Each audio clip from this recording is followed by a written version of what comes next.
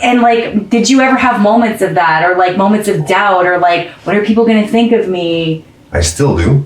I still do every day. Every day I have to kind of conquer the Yes. the little voice inside that's telling me to kind of, what are you doing? You're not good enough. You're too old.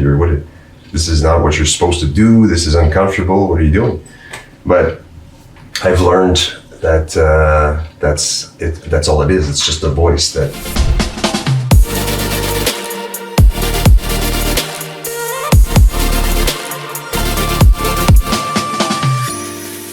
I'm so excited to have this next guest on my show. He is a singer-songwriter and a very incredibly talented and kind individual, and he's been a longtime friend forever of mine. So I can't wait, and we've been planning this for a long time, to welcome on the show Mitch Jean. Welcome to the show, Mitch. Hey, thanks for having me. So excited you're here. This is something we've been planning for a long time. Yeah.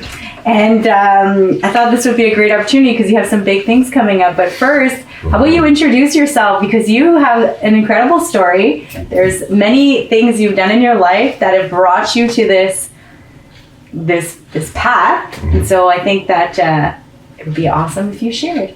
Well, I'm a singer-songwriter, as you mentioned before. I wasn't always, but I've always been a musician all my life, basically. But I was in a different career before. And then in a nutshell, when I was 40, the kids were older, I decided to, with the support of my wife, obviously, I decided to change my life completely and become a musician full-time. I think this is incredible, and super brave. And so, what brought you to wanting to, first of all, do that? Have you always, like you said, you've always been a musician, mm-hmm. but when did you know, this is it, this is what I want to do? I think it has to do a lot with my son, actually, Jaden, because like I said, I've always wanted to be a musician. That was my longtime dream when I was a kid. And then, in my early 20s, I started a family, and and then I decided to go a different way, a different path. But I always had, this, I guess, regret or a little sadness inside that was always lingering, and it was always it's kind of sad that I'm never going to be a musician, or that kind of thing. But I've always kind of played and in the background. And then I think Jaden, my son, was 12. I think he was 12. He wanted to start learning how to play guitar. And so I said, okay, I'm going to teach you. And I'm going to teach you well. Yeah. And then when I started, it's like the flame reignited or something. And I just fell right back in. And then with the new technology that's available now, we don't have to rely on record labels and all this kind of stuff. We can I started to learn that we can do this on our own, independently, with social media and all these free tools that's available to us. And so yeah, I kind of explored that for a bit as I kind of teached Jaden. And I said, you know what? I'm going to teach him that you have to follow your passions in life. And that's what I did. So I'll show him by example, that you have to follow your dreams. You have to you have one life to live, and that's what you got to do. You got to do what you love and you're passionate of. And that's it. And that's what made me decide to become a musician. Yeah, that was 7 years ago, I think. And I've been on this journey since. That is incredible, because I love how you said that, we have one life, you have to follow your one life. Mm-hmm. I think so many people, which you might agree, I'm not sure if you'd agree, but they block themselves. They say, oh, it's too late. Oh, I'm too old. Oh my God, yeah. And did you ever have moments of that, or moments of doubt, or what are people going to think of me? I still do. I still do every day. Every day I have to kind of conquer the the little voice inside that's telling me to kind of, what are you doing? You're not good enough. You're too old.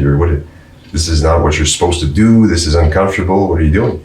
But I've learned that that's all it is. It's just a voice that we've been conditioned to somehow, or maybe as we grew up or whatever. It's not no one's fault. It's just kind of, I guess, it's just insecurities and all this kind of stuff. But yes, I especially at the beginning. Now I kind of know how to control it. I don't know how to deal with it. But at the beginning it was even worse because I'm too old. What are gonna people think? So that's, and it's probably why it took me a bit of time to kind of transition to that, because I kind of did it safely, I guess, would be the word, so that it's not too much of a huge change for me, but also for everybody around me, like my family. Kind of ease everybody in, or ease myself in this transition at the same time. I think I could have, now thinking back, I think I could have done it faster, but I think, that's not the way. Yeah.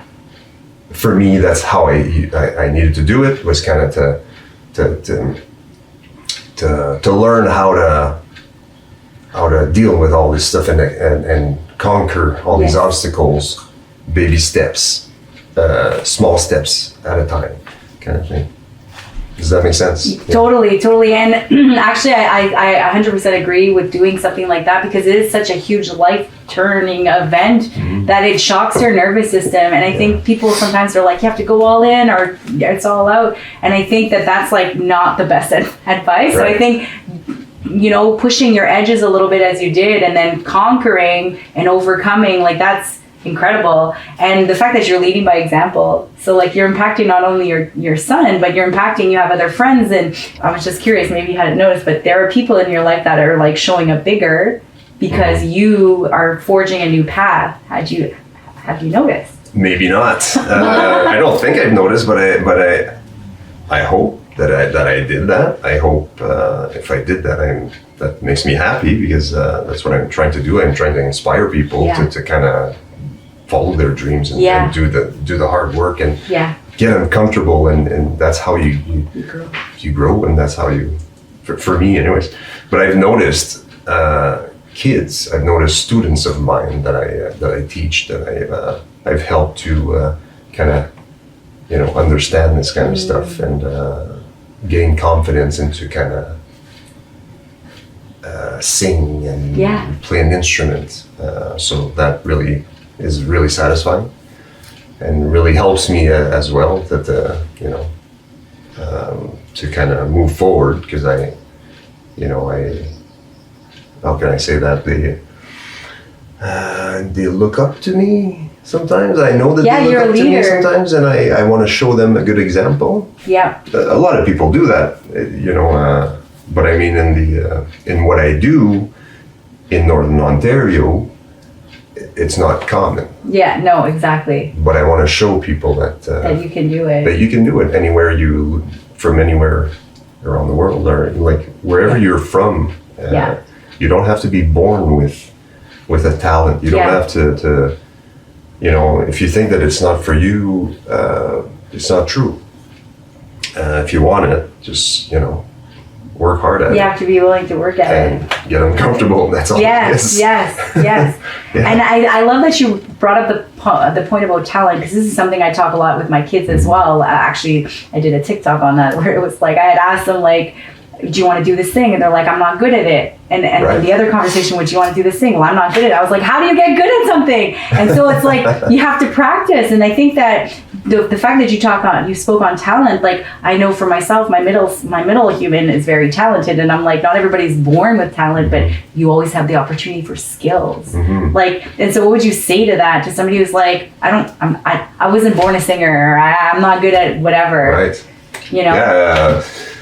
Well, it reminds me of yesterday. We were coming back from we were on the road, and we were listening to a John Bon Jovi podcast, actually. And one thing he said that I really liked is that he wasn't he was saying that he wasn't the most talented singer, but he was the most talented, hardworking musician. Yeah. And that's what propelled him. And it's the work ethic. It's the conquering the obstacles and getting good at what you're, right? So no, you don't have to be born with a voice. I wasn't born with a voice. I learned how to sing at a very late age. I think I was 40 years old when I started to sing, right? I'm looking at Your wife, that's your beautiful wife. why I was 40 years old, but I was always a closet singer, and I always loved to sing, but I always thought that I didn't have a nice voice. I was shy. I didn't sing in front of anyone except when I used to do backup vocals in bands and stuff like that. But then when our daughter was getting married and she asked me to sing at her wedding, I couldn't say no, and it's kind of what gave me the confidence to kind of practice and work hard and do it. And then I did it. I broke the ice, and then I fell in love with it. So I was becoming a musician, but I became a singer. Yeah. In that transition at the same time. So everything kind of started to fall into place by conquering those obstacles. And now maybe I'm not the best singer, but I love to sing. Yeah. Yeah, and you're incredibly talented as well in that gift. But I wasn't before. But you weren't before. And then I was wondering, like, did you have anybody impact you when you were growing up? Like, what made you want to do this? Well, first it was, listening to old vinyls. I come from, the 80s. We come from the 1900s. I come from the old 80s. The 80s, so we were into vinyls and cassette tapes and stuff like that. So I grew up on Michael Jackson and Kiss and all this theatrical stuff and the choreographed, and I loved all that kind of stuff. And I just always kind of imagined myself being a performer and a singer-songwriter, or just at first it was more of a guitar player and a performer. But I was inspired by artists, obviously.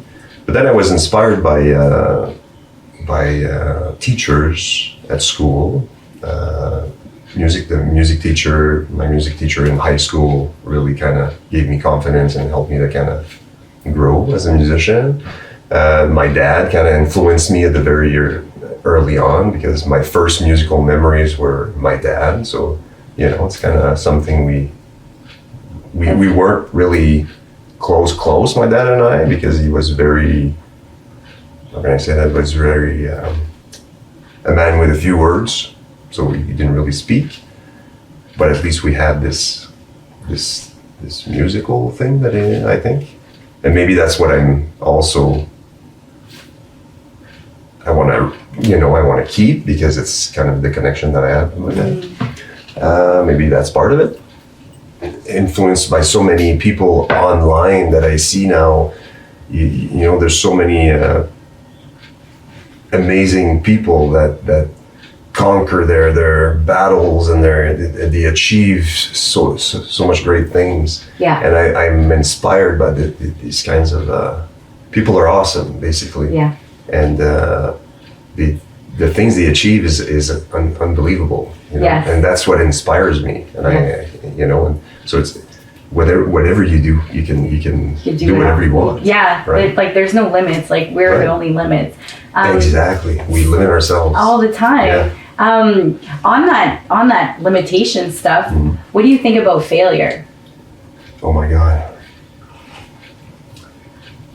Now, failure is we have to fail all the time. And it's too bad, but we have to. It sucks, but at first it was, failure is hard to accept, hard to take, but now it's still hard to accept, obviously, but it's needed. It needs to happen. And I found that I failed so many times, obviously, with everything I'm doing, even in performing, and that's how we get better, and that's how I got better. That's how you learn, and you achieve, and like you fail, and then once in a while you succeed. Yeah. And that's what helps you to keep moving forward, and then you fail again until you succeed again, and that's how I see it now. And what I've learned, it took me a while to learn that. Yeah. Yeah. Because it doesn't feel good. No. Because Do you think it's because we're influenced on how we have to be perfect and everything has to, and it kind of goes against? Well, I think it's because, exactly that. And our body, our mind doesn't want to fail, doesn't want to feel like that. So we sometimes tend to kind of want to quit or why am I doing this? I just want to sit on the couch and watch TV and be comfortable and eat junk food and all that kind of stuff. So I've always, it's all these little heads in your voice that I was talking about. They always kind of want you to not fail, right? Yeah. But it's the failure that makes you move forward, makes you achieve these things. Yes.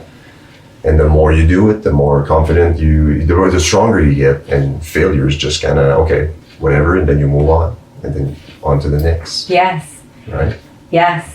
Another thing I'm learning that too. I'm learning all of this now too with this show. Yes, for sure. Another thing about failure too is sometimes it allows you to pivot. And so currently, like, you've been a singer-songwriter more in the English industry, correct? And now you're doing like a pivot. So it's not, cut that, it's not a failure. But so currently you're in the process of pivoting. So what would you say to somebody who's like, but I put so much time and energy in this one thing, like I can't, and they try to force, what would you say to them? You mean from me going to, from English to French? Yeah. What was that transition? It's scary, very scary, because we're talking about this morning actually, because I've always grew up listening to English music, and that's even though my native tongue is French, I'm French. English music was always what I kind of listened to and practiced. I did like French music. I always liked French music, but I had a hard time in school, especially in French class, to speak it, to like it properly, and to write it. Really had a hard time. I wasn't the best at school. Kind of took me a little longer to get things, maybe than others. So I guess in my mind, I've programmed my brain to think that, oh no, French, you can't speak. You're not good at speaking French. You're not good at writing French. So, and I've always been better to write in English. So I guess it's something that you programmed yourself as a kid. And so got to do the English stuff, which I did, which I'm happy I did, because it just brought me to where I am today, right? So I did that, but then the people around me in the business were kind of encouraging me to maybe try it, because it's you're French. But I was hesitant, and I didn't really want to do it. But when I decided to do it, I think it was the best thing I ever did at the time, and I'm really glad I did it, because when I decided I'm writing a French song. I'm writing a song in French. I started, and it felt really good. It felt good, and it felt natural. Yeah. Was hard though, because I had to kind of reprogram my mind on how to write, and so I started to read more in French and pay more attention to all the because it's a different phrasing and all this kind of stuff in the music world. But I'm so glad I did it. It feels good. We wrote this album. I wrote with my wife Doris. I wrote with my son Jaden. They're part of the album. I wrote with other artists in French. And it was so hard, but it was worth the hard work. And it was a great pivot from. But if I wouldn't have done the English stuff, I don't think I would be where I am today, right? So I had to do it. It's necessary. That's such a nice way to explain it, because I think sometimes they'll stop themselves because they're like, they feel like they need to stay doing that one thing. So they quit all. But it's like sometimes you can pull back and like see what else there is, and realize it's like, and there's always going to be sacrifice, right? So what are your views on that? Like, how do you manage like living your life and your relationships and nourishing them and sacrificing? First of all, I have a really supportive family, a really supportive partner, my wife, my kids, my siblings, my mom. Like they're really supportive. They help me. I couldn't do this without any of them. It's especially like yourself. The thing, everything that you do, you can't do it alone. It's teamwork. It takes a village. I heard you talk about that. It takes you have to surround yourself with with support. So you do have to sacrifice obviously a lot of free time at first, because I needed to pay the bills, and I needed to kind of do this job and then do this job and do this job. So I had to do like many jobs at the same time to kind of, like anything else, right? When you start a business, anybody that's an entrepreneur knows that you have to sacrifice time. I do a lot of hours. But it's because I don't feel like it's work, because it's what I love. I love what I do. So it doesn't feel like work. So there is sacrifices, but I mean, it's like anything else. When you want to achieve something in your life, you have to work hard. You have to sacrifice the things that I sacrifice is mostly like watching TV, all this kind of stuff. That's kind of it's like entertainment. That's what I sacrifice first. So instead of I've heard you speak about that, and that really stayed, and I didn't realize that I was doing it, but I was doing it. And it's the 80-20 rule. You talked about that in one of your podcast. And so as long as you 80% learn things and then 20% entertainment, keep that in that ratio, and you'll be fine. But I mean, if you have 80% entertainment, 20% learning, then you'll progress much slower. You might not get the things you want. So you have to choose between that. But I mean, as far as family and time, I we do our best to spend time with the kids, and Doris is helping me all the time. So she's highly involved in the project. So we get to spend time together. We love to travel together. So because my job requires me traveling all the time. So we love to do that together. So that's great. I'm lucky to have that, because otherwise it wouldn't work. What is something you would tell somebody who's going to listen to this and be like, you know what, you inspired me. I think I'm going to try to go after my goal and my dream. Like, what's something you think they would need to know, like that they can stick in their back pocket? It's don't overthink.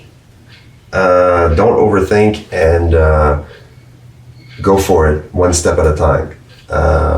Learn from your mistakes. Reach out to people that you think they can help. Don't be shy,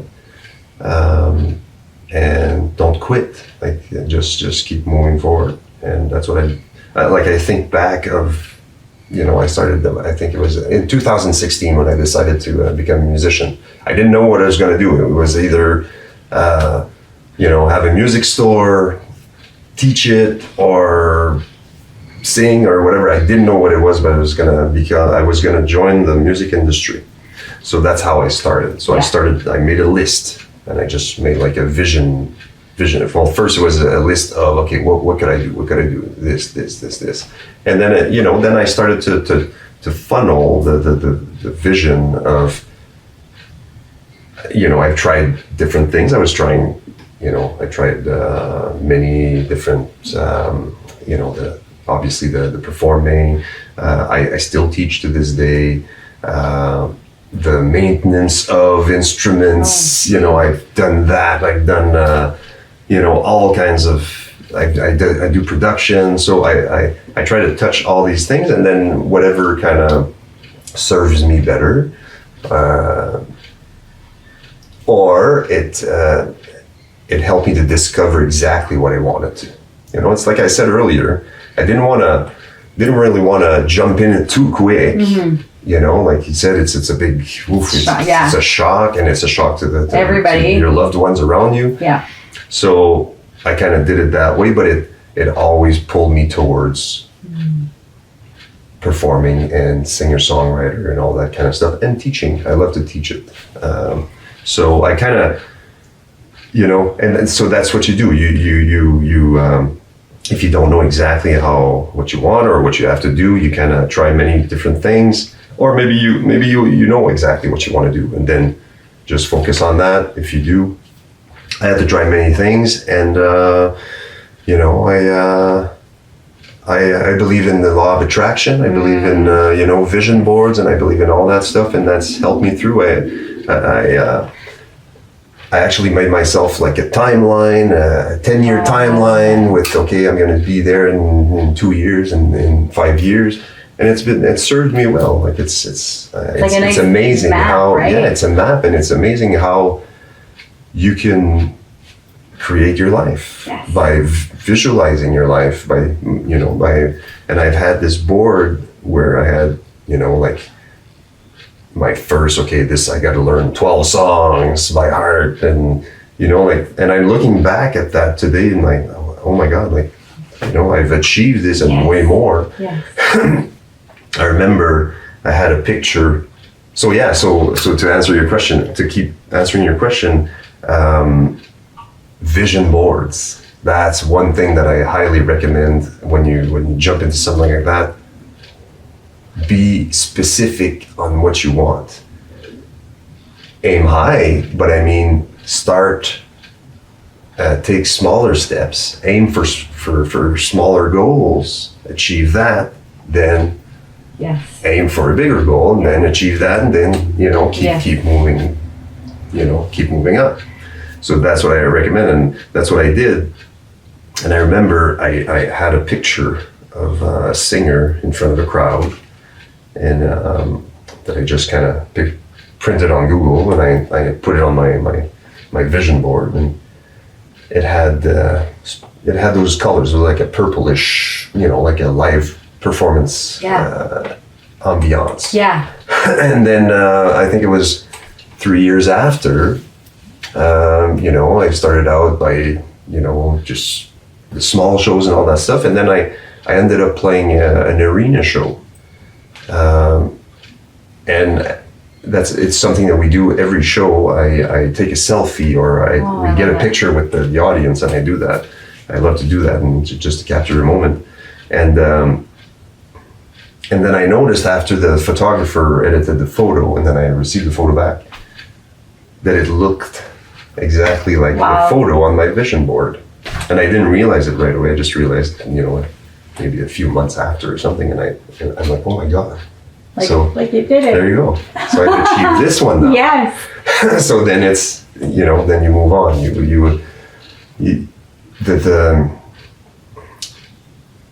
believe that you can achieve anything you want by visualizing it and attracting it. And if you do, you're going to attract it. You attract what you like, attract likes. So you attract what you think. Yes. If you're negative and this is you too much work and all that kind of stuff, well, that's what you're going to attract, right? So that would be my reach out as much as you can, be consistent, small steps. It takes time. It's be patient and visualize and be specific on what you want. Yes. My God, that's so powerful. Like, incredible tips. I just even loved how you wrote like everything down like that. Like, I'm like, wow, that's what a gift. What a gift of self-inquiry. And then you can be like, oh, you know, it's like having that awareness and taking that moment. That's so cool. And then creating a vision board. Like, I love that. Being grateful, writing things down, being grateful for for what you have, but also being grateful for what you're gonna have. Yes. But and you know, and feel it like you already have it. Yes. And that's kind of how how I do things. Yeah, I love that. That's how I live my life too. It's just like, because we are the creators, right? And you're going to get what you believe you're worthy of having. So you have to like believe that it's available, because it is available to you. It is. Right? Like there's no dude in the sky saying you can't have something. Like we do that to ourselves. Right. And that concept or the way of thinking really helped me to kind of to get through the failures, because you start to trust that. I call it the universe. Right? I don't call it that, but that's how I learned it. It's called the universe. Trust that the universe will make it happen for you if you believe it. If you go for it, you can't just sit there and believe it's going to happen. You got to work for it. Obviously, I'm just going to let it fall to me. Just like pull from the sky. Like that. Yeah, it happens with action. You need action. Yes. So, so when you fail, you can trust that, okay, it's part of the journey. It's part of the path to, because it's not a straight path. It's full of hips and valleys and hills and cracks and all that kind of stuff. And when you fail, well, sometimes you have to fail so that the universe can do its job and provide what you're aiming for. Yes. Mm-hmm. Oh my God, I love this. Yeah. And so you have an album coming out. I do. Your first French album. I'm so excited. Coming out at the end of this month. Yeah. And so maybe now's a good time to tell people where they can go find you. Yeah. So mitchjean.com. That's my website. And everything's on there. My music, my past music's all there. Videos, all my info. But yeah, May 24th is the album coming out. Yes, we've been working on that album for about a year, and that's when we started to write in French. Yes. So I have songs on there that I've written with Doris, Jaden. We've wrote together as the three of us, and then I have songs that I wrote with just Doris and I, and then I have songs I wrote with my good friend Yvan Petit, which we grew up in the same town, Smooth Rock Falls. He's Johnny Reed's guitar player. I wrote a song with JF Dubé from Noir Silence. Noir Silence he's from Kingston, but it's a Montreal-based band. And then I wrote a song with Richard Turcotte. He's a television personality in Quebec, TV on TVA. C'est Salut Bonjour, it's called. Oh, okay, yeah. And so but I found this producer called Michel Francoeur in Quebec, and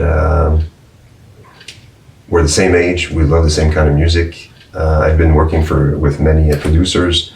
They were all great, but I think I found someone that really got me, and we found the sound that I was looking for. He loves it. And we just created this album together, which we both really enjoy. And I think I have a good team. That's amazing. It's coming out on the 24th, and we have big plans to kind of promote it. And we're going to be doing the release show right here in Kapuskasing. I'm going to be there. Yeah. Get your tickets. Centre Culturel. The Centre des Loisirs. Centre des Loisirs Culturel. It's going to happen on the 25th, on the Saturday. It's going to be full band. We're gonna release the album. Hey, I'm excited. That's so exciting. Yes, I remember that was the main goal when we started. That's what I remember telling Doris when I started. I wanted to create an album, and that was so that's where we are now. That's so cool. That's so cool. Yeah. That's awesome. So before we say goodbye, first of all, thank you for your time. I know you're really busy, and I'm just so happy you came on the show. I would like to know, what is one thing that when you get to the end of your life, you want to be most proud of? I think it's if I was able to teach my kids to be independent and to do what they want to do and to be happy. that would be my proudest thing, I think. Oh, I love that. Yeah, but also the kids that I teach, the people around me, if they're inspired a bit, then of what I did, that makes me happy. That would make me happy. Yeah. That's so beautiful. Like inspiring other people to live big, create your life. Yes. Create your life. We're here. Conquer the mind. Right. We're not here long, and we need to kind of